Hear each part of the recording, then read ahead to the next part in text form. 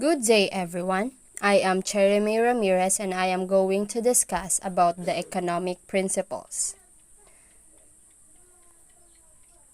So before I start, let us first discuss what is economic principles.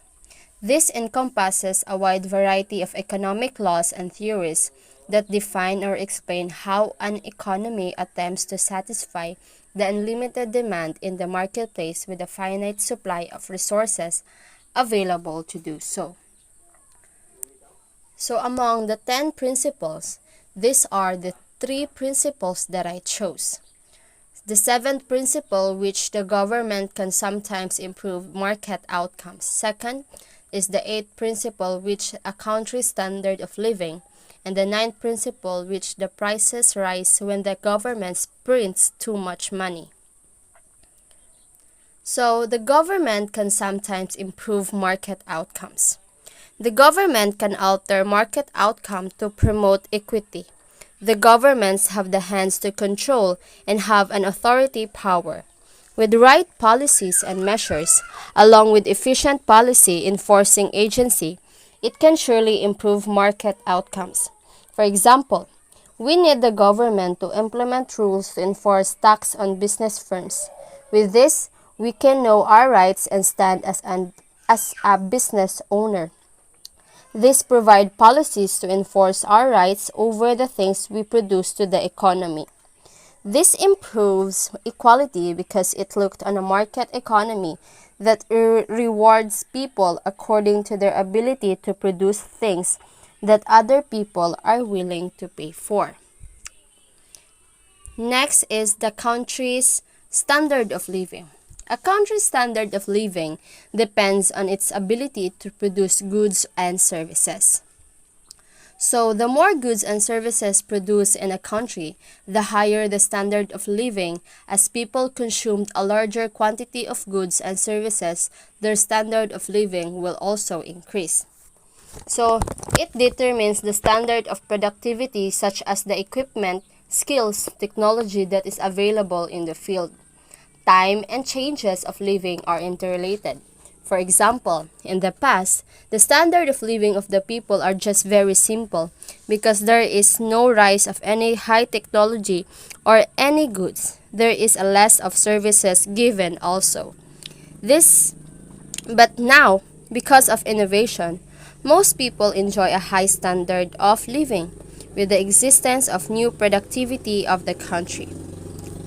Next, or last principle will be the prices rise when the government prints too much money. The money plays a vital role in our lives and in our economy. This defines as a total amount of economy in the market that is given to the economy. Too much money or monetary expansion by the government enhances the money supply in the economy, which significantly raises the cost of goods. For example, the consumers or people can buy more goods and services on the market. They are also willing to pay more for the products and services they need instantly. As a result, manufacturers and suppliers raise their prices in an effort to improve profits from the consumers to who make a larger purchases. So this can also causes inflation when money supply grows more than the economic output of the country. So let's go to the question number 2, the supply and demand relationship. So what is supply? So supply is a concept that describes the total amount of a specific good or services that is available to consumers. Supply is the willingness and ability to avail products to the market that are influenced by stock availability and the determiners driving the supply. Next is what is demand. These are consumers' desire to buy goods and services without any hesitation and pay the price for it. In simple words, demand is the number of goods that the customers are ready and willing to pay at several prices. Market demand is changeable because of the prices goes up. This determines by how willing consumers are to spend a certain price on a particular good or services. So, the relationship of the supply and demand is, as demand increases, the available supply also decreases. Supply and demand have an important relationships because they together determine prices and quantities of most goods and services available in a market. For example, during starting of classes, there is a high demand of school supplies, and because of it, there would be a lower supply of all the consumers who buys.